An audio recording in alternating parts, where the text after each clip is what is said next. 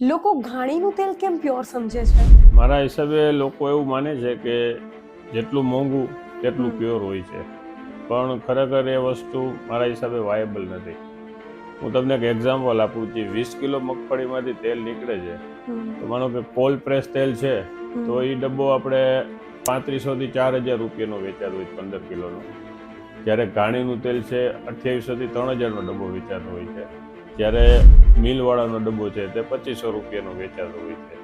તો આટલો બધો જે ડિફરન્સ છે, કે મગફળી તો એટલા જ રૂપિયાની આવવાની છે, તો આટલા બધા રૂપિયા વધારાના ખર્ચવાની જરૂર જ નથી. પ્લસ કોલ્ડ પ્રેસ તેલ છે, તો એ તમારે ડીપ ફ્રાય માટે યુઝ કરવું હોય તો નકામું છે, કારણ કે તો કોલ્ડ પ્રેસનો મતલબ નથી રહેતો. ઘાણીનું તેલ છે તો એ 40 થી 50 ડિગ્રી ટેમ્પરેચરે થાય છે, જે તેના હિસાબે તેની સેલ્ફ લાઈફ ઓછી હોય છે. એલર્જીક જનરેટ થવાના પ્રશ્નો એમાં વધારે રહે છે.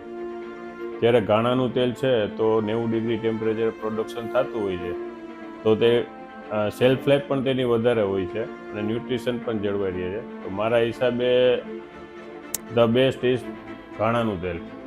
સો અકોર્ડિંગ ટુ યુ, જ્યારે કુકિંગમાં યુઝ કરવું છે તો મિલનું કે જે ઘાણાનું તેલ છે એ ઉપયોગ કરો, પણ જ્યારે સલાડમાં કે રો ઓઇલનો ક્યાંય યુઝ કરવો છે તો જ કોલ્ડ પ્રેસનો ઓઇલ યુઝ કરવું જોઈએ.